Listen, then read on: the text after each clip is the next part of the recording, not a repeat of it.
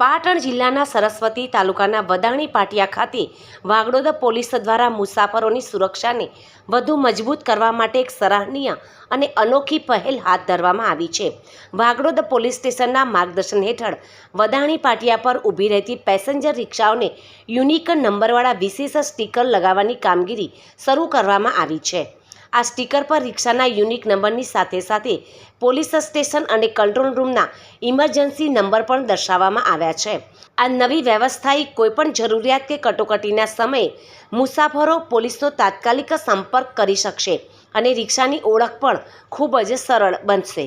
પોલીસની આ સુરક્ષાલક્ષી સરાહનીય કામગીરીને સ્થાનિક લોકો તેમજ રિક્ષા ચાલકોએ ખુલ્લા દિલથી આવકારી છે અને બિરદાવી પણ છે।